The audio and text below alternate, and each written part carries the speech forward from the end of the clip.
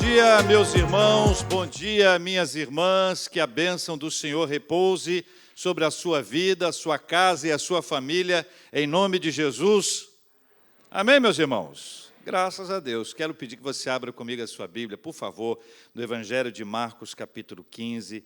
Quero convidar a Ana Laura para voltar aqui, não para cantar, fique tranquila, Ana Laura, não farei a você uma surpresa nessa hora, ainda mais com seus pais ao seu lado, seu marido, mas vou pedir para você orar. Será a iluminação, a oração por iluminação do Espírito Santo, para a gente receber a palavra de Deus para a nossa vida.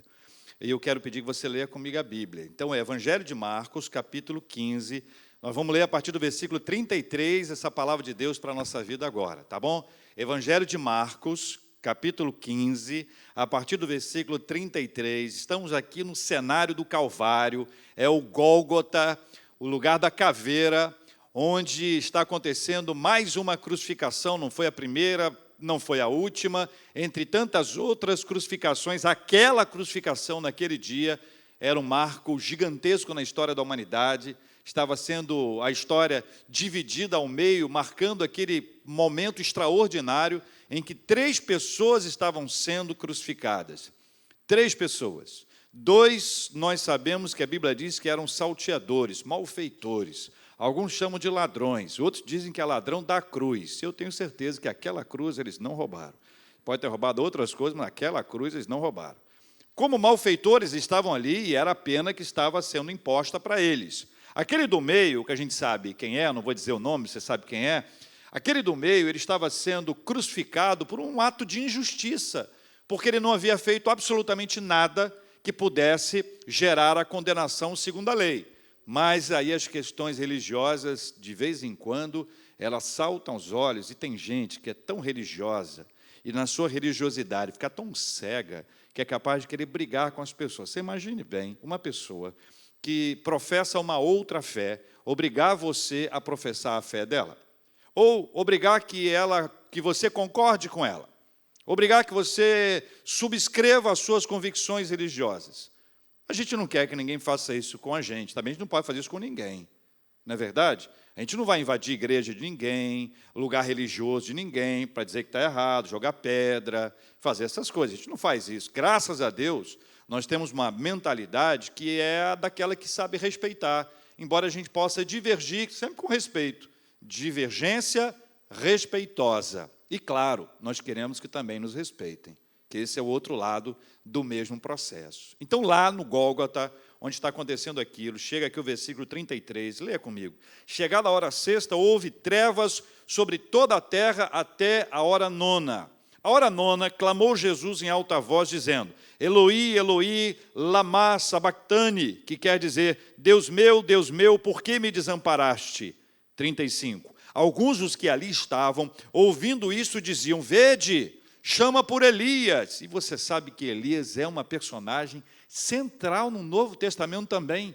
Várias pessoas fazem menção a Elias, inclusive conectam João Batista a Elias. 36. E um deles correu a embeber uma esponja em vinagre e, pondo-a na ponta de um caniço, deu-lhe de beber, dizendo, deixai, vejamos se Elias vem tirá-lo. Mas Jesus, dando um grande brado, expirou.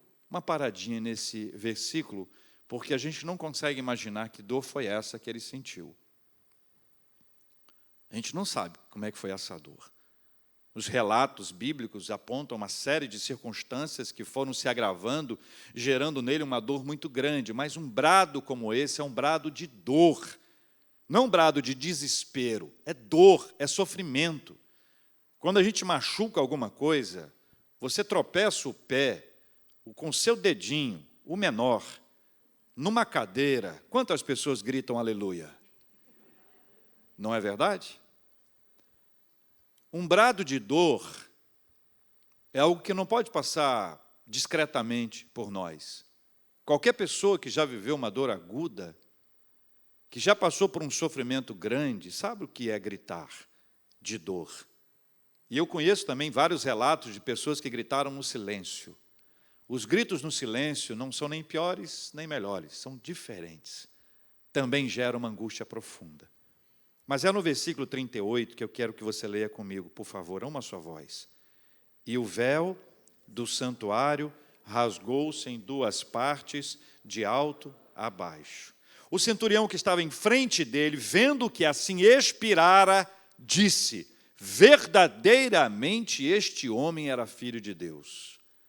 Estavam ali algumas mulheres observando de longe, entre elas Maria Madalena, Maria, mãe de Tiago, o menor, e de José, e Salomé, as quais Jesus estava na Galiléia, as quais, quando Jesus estava na Galiléia, o acompanhavam e serviam.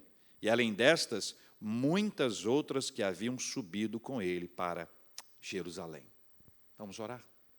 Pai, na Tua presença ainda estamos, Deus, e pedimos, Senhor, nesse momento, que o Senhor se revele a nós, que o Senhor quer nos falar através do Teu servo, que o Senhor use como instrumento, Deus, para falar aos nossos corações. É em nome de Jesus que eu te oro e te agradeço. Amém. Amém. Obrigado, Ana Laura. Quero fazer a você uma pergunta, ou pelo menos duas para começar. Deus está longe ou Deus está perto? Deus está longe ou Deus está perto? Muito bem. Continua lendo ali em cima comigo. Se estiver longe ou perto, como posso me aproximar dele? Deus está longe ou está perto? Se ele está longe ou está perto, como é que eu posso me aproximar dele?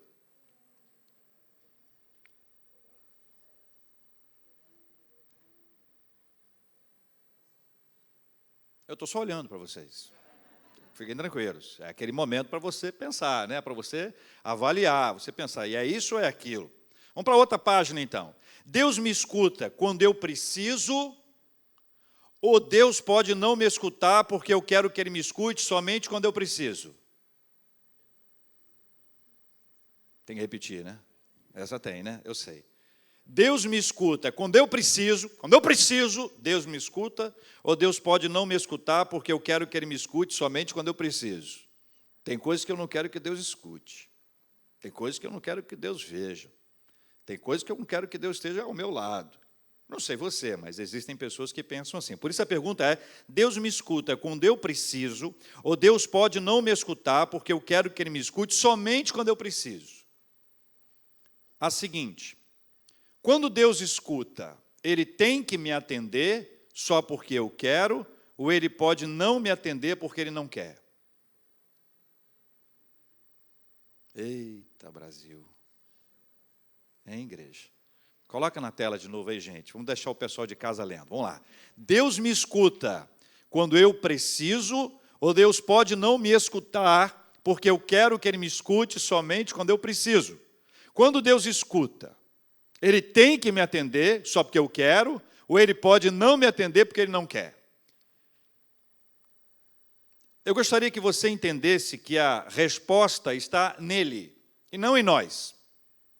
A resposta vem dele. A nossa opinião, a minha, a sua, a nossa opinião pode ser fundamentada em teses equivocadas. A gente pode estar equivocado na abordagem ou na interpretação dos nossos assuntos. Eles podem estar fora de um lugar seguro, uma base que tenha uma sustentação para a nossa reflexão. Deus está aqui. Quem lembra desse cântico, de 1519? Deus está aqui. Tão certo. Olha que coisa linda. Tão. Que se levanta, tão certo como eu te falo e podes me ouvir. E se você não conhece essa canção, é sinal que você é muito novo. Ou na igreja ou na idade. Esse é um hino antigo, né? Uma reafirmação. Eu já cantei essa música várias e várias. Meu Deus, milhares de vezes. Em geral, só a primeira parte, que eu sou um especialista em primeira parte de música. Eu esqueço da segunda estrofe para frente, eu quase não sei. É de verdade. Não digo isso com orgulho, não, tá? Eu queria saber mais. Mas a minha cabeça é muito ágil. Deus está aqui. O Salmo 139, ele me diz e nos diz que Deus está presente, que Deus é onipresente. O Salmo 139 me ensina que eu não preciso sentir para Deus existir. Não é porque eu não sinto frio que não está frio. Não é porque eu não sinto fome que não existe fome. Deus está aqui e Ele não precisa da minha sensibilidade para que Ele exista. Deus não precisa nem da minha sensibilidade, nem da minha fé para Ele existir. Ele existe apesar da minha insensibilidade e apesar da minha incredulidade. Deus existe. Deus está aqui. O Salmo 139 nos leva a pensar a respeito disso, sobre essa presença de Deus que vai além do modelo humano. No modelo humano, Deus está aqui. Sentiu um arrepio? Senti um arrepio. Foi o que eu senti, mas tem gente que acha que a presença de Deus equivale a um arrepio, ao choro. Mas nós choramos por vários motivos, nem sempre em razão de um quebrantamento espiritual. Deus está aqui, a Bíblia declara a manifestação da glória de Deus, a presença de Deus, é lindo ver. Elias, mais uma vez, o profeta Elias, teve uma história extraordinária. Ele foi para a caverna, num tempo difícil da vida espiritual dele, onde ele, inclusive, emocionalmente estava arrebentado, ele pediu a morte. É uma história curiosa, porque ele foi ameaçado de morte, fugiu da morte, pediu a morte. E o detalhe final, não morreu. Estou contando o final, dando um spoiler violentíssimo aqui, mas é para te encorajar. Olha o que aconteceu com ele. Ele está na caverna e Deus se manifesta a ele. Vou ler para você o relato de 1º livro dos Reis, capítulo 19, versículos 11 e 12. Vou ler para você. Diz assim: Disse-lhe Deus: sai e põe-te neste monte perante o Senhor. Eis que passava o Senhor, e um grande e forte vento fendia os montes e despedaçava as penhas diante do Senhor, porém o Senhor não estava no vento. Depois do vento, um terremoto, mas o Senhor não estava no terremoto. Depois do terremoto, um fogo, mas o Senhor não estava no fogo. E depois do fogo, um cicio tranquilo e suave, aonde Deus se manifestou. Na visão de Elias, Deus poderia estar lá, acolá, depois. Deus se manifesta da maneira que Ele quer, e Ele quer que nós possamos sentir a sua presença. Mas quando nós não sentimos, não quer dizer que Deus não existe. Nem sempre nós estamos preparados espiritualmente, ou sensíveis, ou focados naquilo que Deus está ministrando, e podemos nos perder. É por isso que nós oramos por iluminação do Espírito Santo, é por isso que nós clamamos a Deus para que Ele nos conduza, para que Ele nos dirija, porque toda a nossa vida está centrada na palavra do Senhor. Jesus foi apresentado com um nome. Quem lembra o nome que Jesus foi apresentado? Que tem até o significado. Jesus foi apresentado como? Exatamente, Emanuel. Esse você ia falar, né? Emanuel. Jesus foi apresentado como Emanuel, que quer dizer? Deus conosco. Beleza. Jesus foi apresentado assim. Deus conosco, a manifestação da presença de Jesus entre nós. Jesus viveu, Jesus foi morto, Jesus venceu a morte, Jesus ressuscitou, Jesus ascendeu ao céu, Jesus anunciou a sua volta, como está descrito em Atos 1. Jesus, durante todo o seu ministério, ele foi se apresentando, pelo menos de 3 formas. Ele foi se apresentando como rei, ele foi se apresentando como profeta e também como sacerdote. E a Bíblia relata que ele é o sumo sacerdote. O sumo sacerdote era aquele que somente ele poderia entrar no Santo dos Santos, o lugar mais sagrado, o lugar mais reservado, onde somente o sumo sacerdote poderia entrar. E havia uma pena de morte determinada para aquele que entrasse no Santo dos Santos sem estar espiritualmente sadio. A morte. Era essa a pena. O sumo sacerdote, Jesus, foi aquele que nos deu a possibilidade dele ser o nosso intercessor diante de Deus, porque esse era um dos papéis do sumo sacerdote, interceder pelo povo. O povo tinha a sua vida, apresentava os seus animais, as suas ofertas, chegava ao sacerdote, a toda aquela classe, a responsabilidade de pegar aquele sangue e expiar, e assim expiar os pecados do povo. Jesus é o sumo sacerdote que chega à presença de Deus, e a sua vida, o seu ministério, a sua morte, a sua ressurreição, gerou para nós um acesso direto à presença de Deus, o que fica configurado no texto que nós lemos. O texto que nós lemos tem em seu destaque o versículo de número 38. E o véu do santuário rasgou-se em duas partes, de alto a baixo, de alto a baixo. Essa descrição do texto bíblico abre para a gente algumas lições importantes. A primeira delas é, por meio de Jesus, podemos ter acesso direto a Deus. Por meio de Jesus, nós podemos ter acesso direto a Deus. E eu quero trazer para vocês um texto que é clássico, mas é muito importante para o nosso entendimento. Primeira carta de Paulo a Timóteo, capítulo 2, versículo 5, diz assim: porquanto há um só Deus e um só mediador entre Deus e os homens, Cristo Jesus, homem. Vou ler de novo. Porquanto há um só Deus e um só mediador entre Deus e os homens, Cristo Jesus, homem. Essa verdade bíblica tem duas implicações. A primeira é que é muito simples.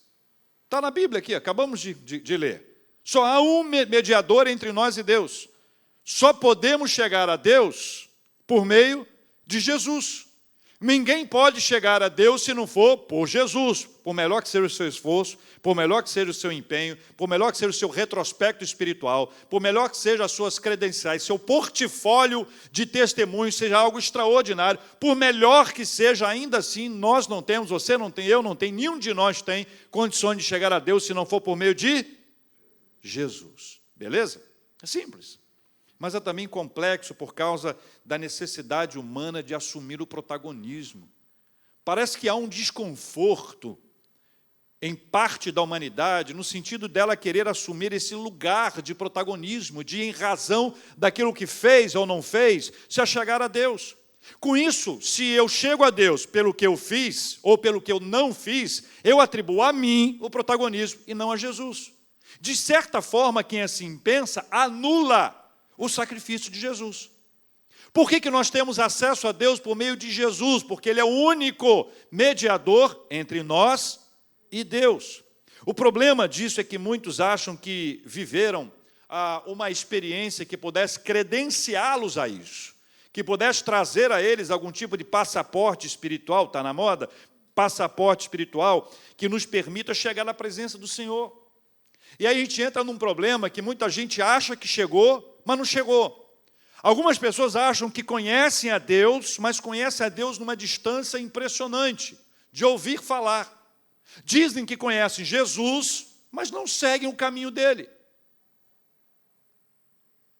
Dois textos. João 8, 32. Você conhece o texto. E conhecereis a verdade.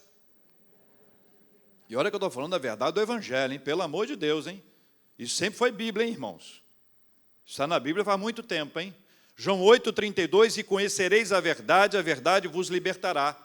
Mais adiante, João 14, 6, Jesus disse, eu sou o caminho, a verdade e a vida, e depois?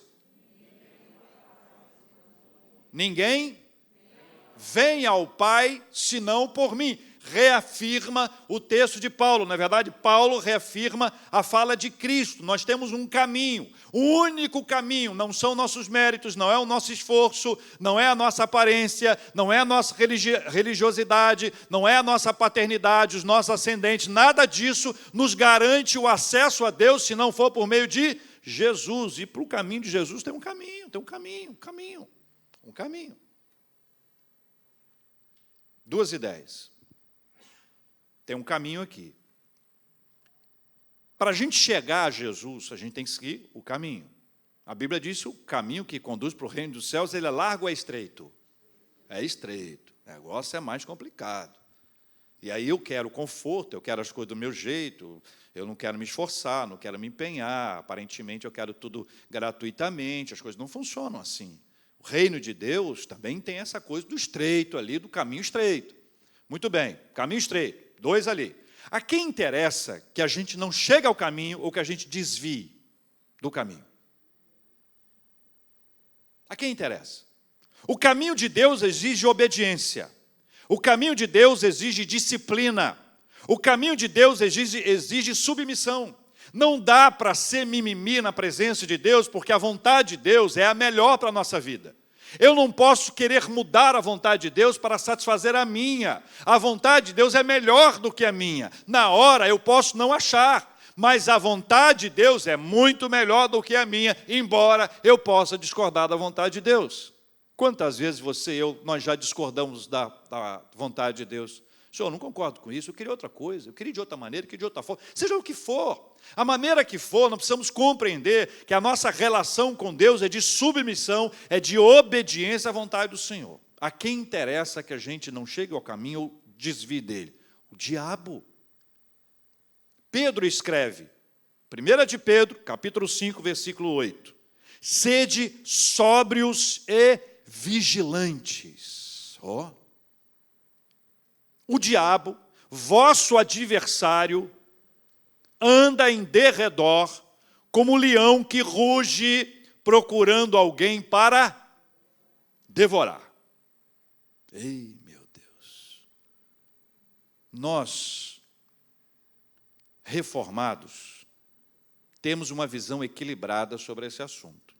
Nós nem superestimamos o diabo, mas também não subestimamos. Nós não atribuímos a ele aquilo que a Bíblia não diz que ele fez ou que ele faz. Mas nós não podemos subestimar, porque está na Bíblia. Eu preciso compreender que ele tem estratégias para nos arrancar do caminho. Qual o caminho? O caminho para chegar a Jesus, que nos leva a Deus. Se eu não seguir o caminho de Jesus, eu não chego a Deus. Eu posso viver uma religiosidade morta, uma religiosidade aparente, uma impressão de que eu conheço a Deus, mas quando a chapa esquenta, eu percebo que a minha fé é igual a nada. O inimigo tem suas estratégias. Duas delas, duvidar e distorcer. Ele semeia no coração da gente dúvidas e também nos leva a distorcer o que está na palavra. Veja como é a estratégia dele desde o começo. Vou ler para você, acompanhe comigo, raciocine comigo, Gênesis 3, de 1 a 5. Eu vou ler esse texto, Gênesis 3, de 1 a 5. Mas a serpente, mais sagaz que todos os animais selváticos que o Senhor Deus tinha feito, disse à mulher: é assim que Deus disse: não comereis de toda árvore do jardim? Respondeu-lhe a mulher: do fruto das árvores do jardim podemos comer, mas o fruto da árvore que está no meio do jardim, disse Deus, dele não comereis, nem tocareis nele, para que não morrais.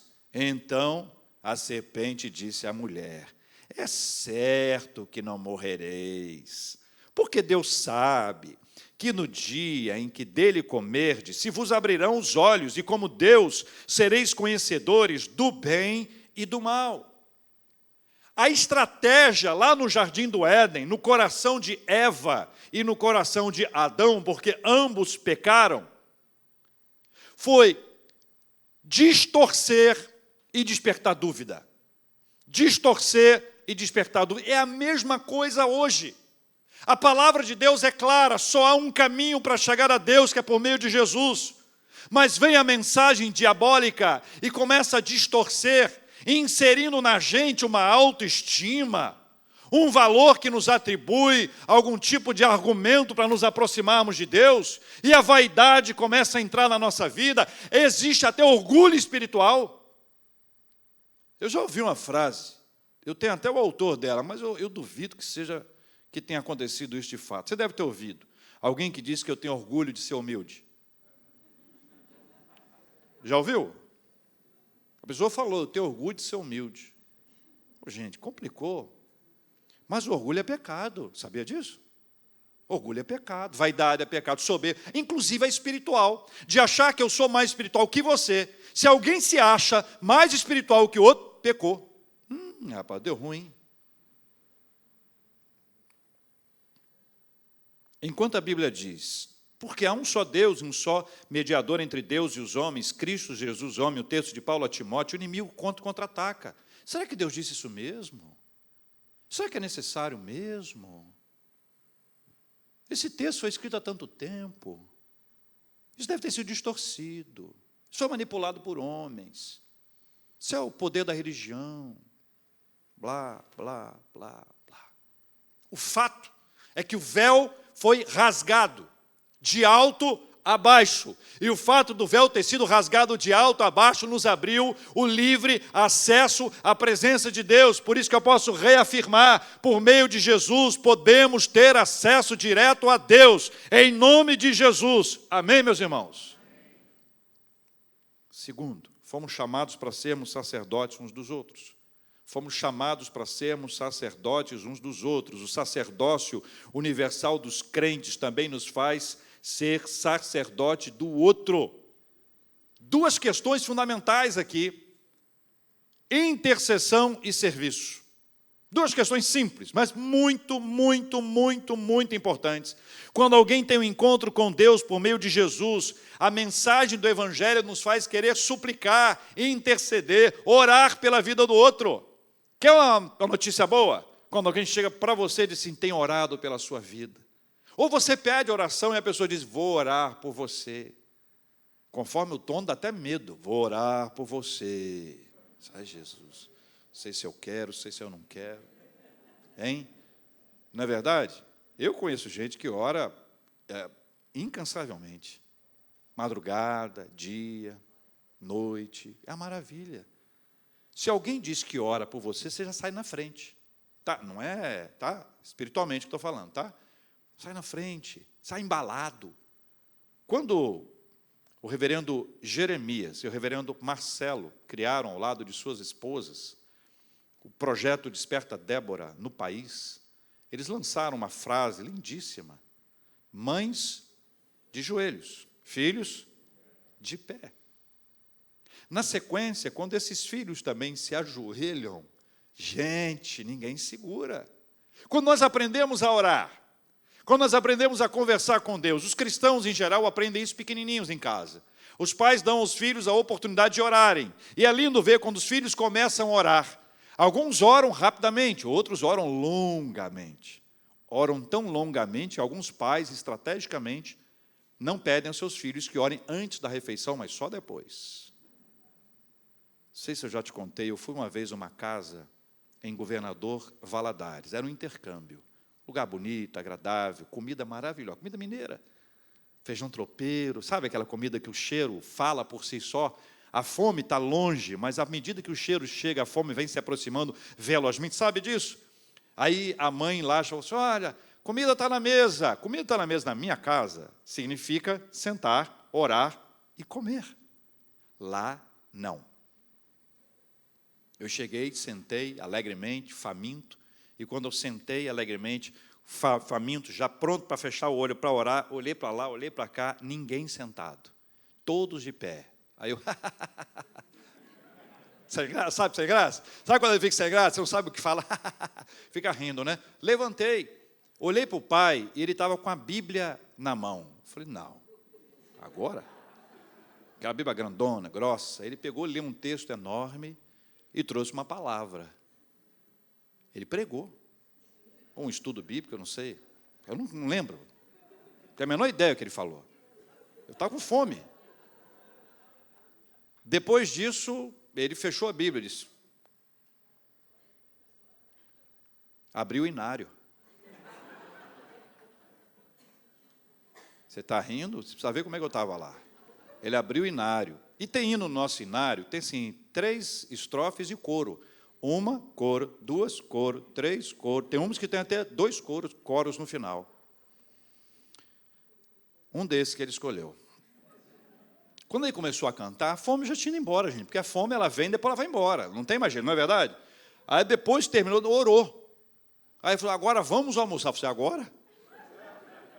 Aí sentei para almoçar e almoçamos. E foi a única refeição que eu fiz naquela casa. Não. Falei, não, conheci outras pessoas, outras famílias e tal. Falei, não dá. Na hora da refeição, depois da refeição, vamos a... Então, a hora de você fazer isso também implica numa responsabilidade de aprendizado nosso. A gente precisa aprender a orar. É lindo quando a gente ora. O movimento Desperta Débora tem despertado pessoas no país inteiro e fora dele para a oração. Mães que se dobram diante de Deus em oração. E a nossa igreja tem esse ministério. Desperta Débora.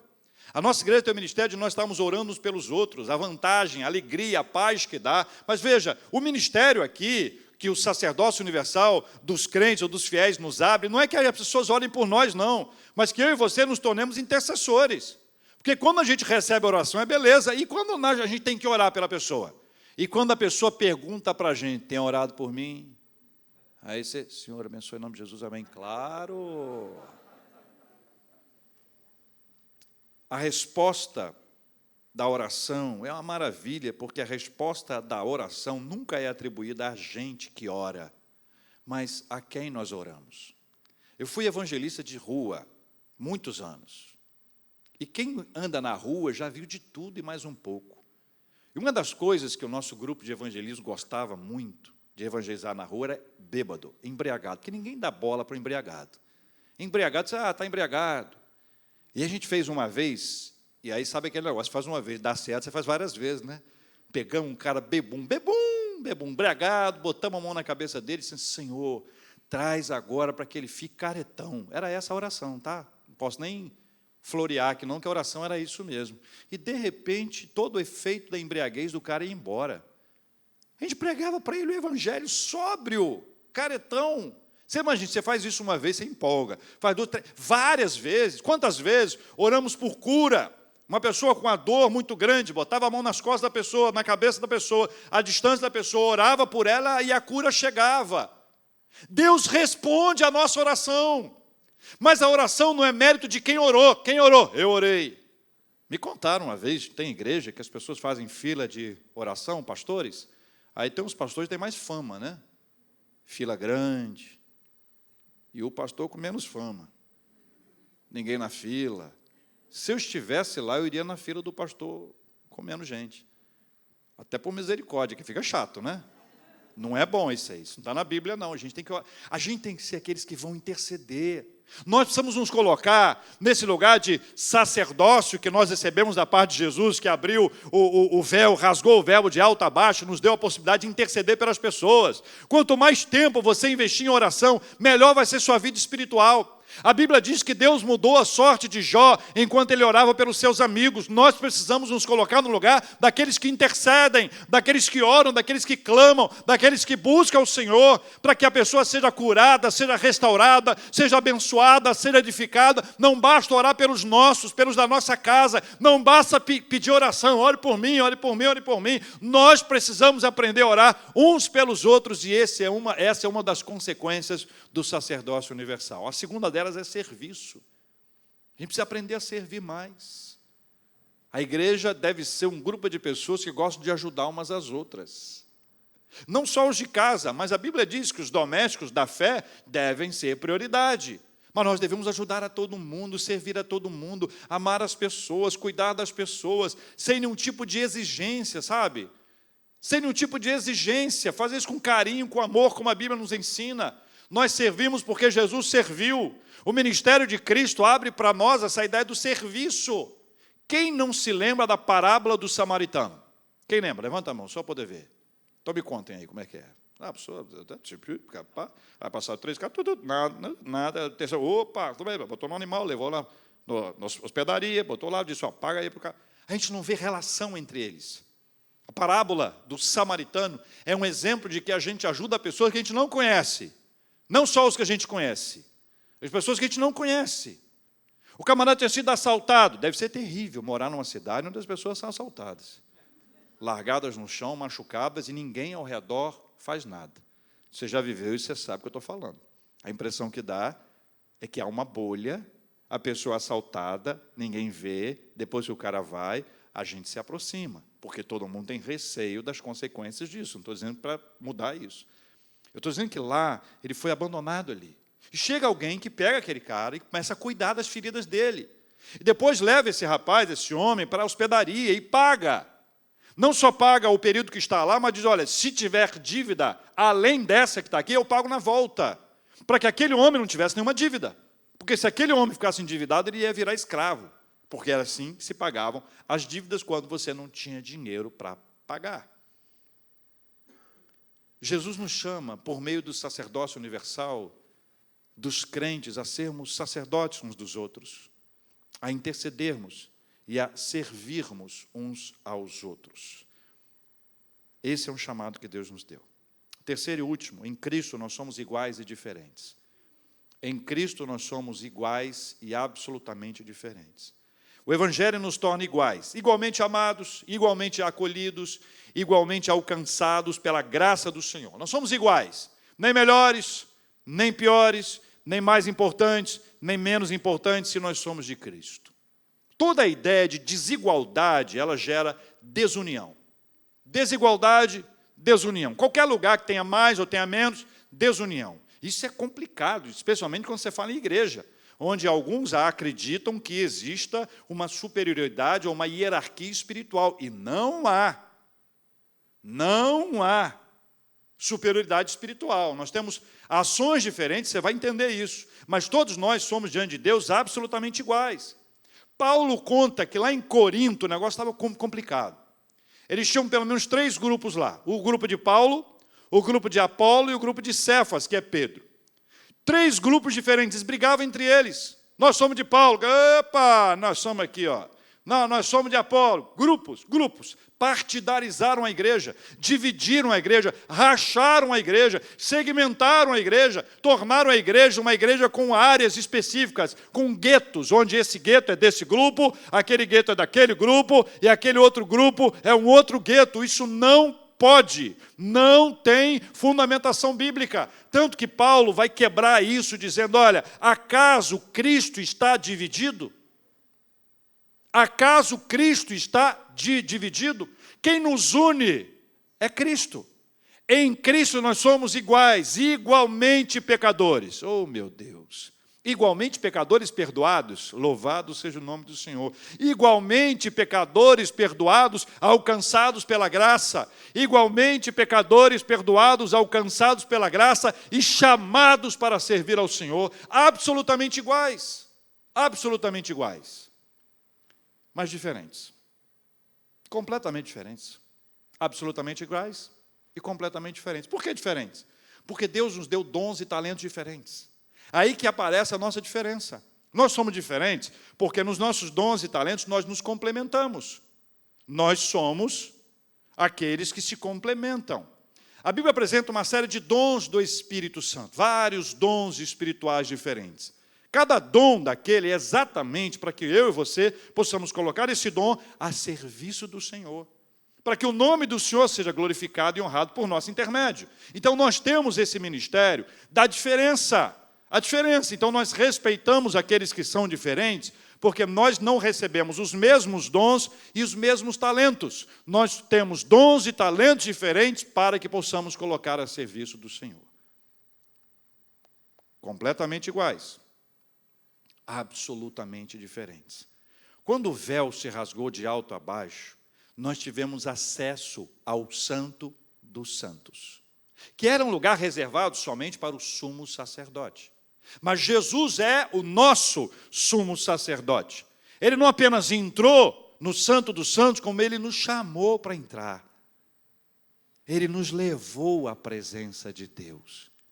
E à medida que a gente chega à presença de Deus, a gente percebe o quanto é maravilhoso desfrutar dessa intimidade com Deus. Quero chamar a banda para vir aqui para frente.